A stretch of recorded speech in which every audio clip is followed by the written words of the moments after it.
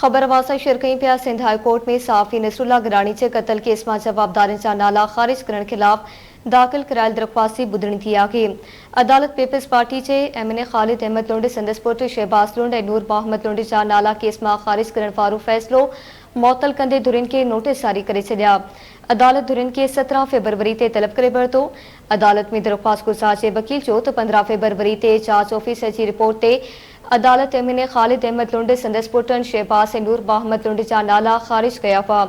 वकील चयो त ख़ालिद अहमद लुंड एमएनए आहे जंहिं पंहिंजी मर्ज़ीअ मूजिबि केस जी जांच कराई आहे, जॾहिं त फरियादी जी दरख़्वास्त ते एटीसी कोर्ट खे ख़ालिद अहमद लुंड जो नालो केस में शामिल कयो हो।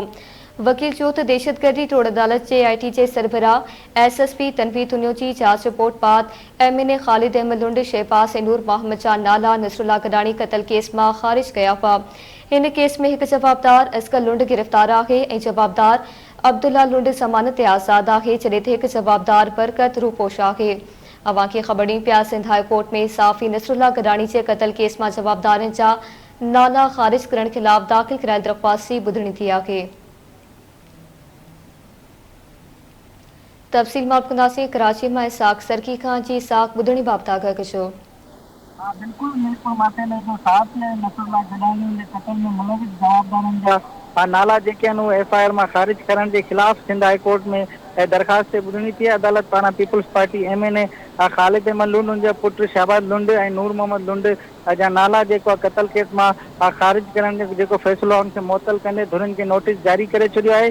जॾहिं त केस जी ॿुधणी जस्टिस सलाउद्दीन पावर जी सरबराही में ॿ रुकनी बेंच कई, जंहिंमें अदालत पारां धुरियुनि खे 17 फरवरी ते तलब करे वरितो आहे। दरख़्वास्त में वकील सलाउद्दीन पावर जो चवणु आहे त जेको 15 फरवरी ते अदालत पारां जांच अफ़सर खे रिपोर्ट अहमद लुंड ऐं ॿियनि उनजे पुट जे ख़िलाफ़ नूर मोहम्मद जे ख़िलाफ़ जेके नाला आहिनि उहे एफआईआर में ख़ारिज कया। जॾहिं त वकील जो चवणु आहे त जेकी हुकुमरान दौर जो एमएनए पंहिंजी मर्ज़ी सां केस जी जांच कराई, जॾहिं त वकील जो चवणु आहे त केस में अॻूणो जांच अफ़सर डीएसपी सिराज लाशारी केस में शहबाज़ लुंड, नूर मोहम्मद लुंड जा जेके नाला शामिल करण खां पोइ जेको आहे उन जेकी रिपोर्ट जमा कराई उनमें केस ख़ारिज कया विया। जंहिं त वकील जो चवणु आहे त दहशतगर्दी तोड़ अदालत मीरपुर माथेले में जेआईटी जी सरबराही तनवीर तुनियम जी रिपोर्ट खां पोइ नसरुल्ला केस में जेको पीपल्स पार्टी एमएनए आहे ख़ालिद अहमद लुंड, शहबाज़ लुंड ऐं नूर मोहम्मद लुंड उन्हनि जा जेके नाला आहिनि उहे केस मां ख़ारिज कया विया। जॾहिं त मीरपुर माथेले में सहाफ़ी नसरुल्ला गिलानी खे 21 मई 2024 ते अणॼातल हथियारबंदनि हमलो कयो। उनखां पोइ उहो कराची जी हिकिड़ी अस्पताल में ज़ख़्मनि जा सूर न सहंदे फोत थियो। जॾहिं त केस में हिकु जवाबदार असगर लुंड गिरफ़्तार आहे, जॾहिं त जेको अब्दुल्ला लुंड आहे उहो ज़मानत ते रिहा आहे। जॾहिं त ॿियो जेको जवाबदार आहे बरकत लुंड उहो हिन टाइम जेको आहे मफ़रूर आहे। जॾहिं त जेकी केस जी वकील ॿुधणी अदालत मुलतवी कंदे 17 फरवरी ते धुरियुनि खे जवाब समेत तलब करे वरितो आहे। जी मेहरबानी अवां जी साख आगाह करण लाइ।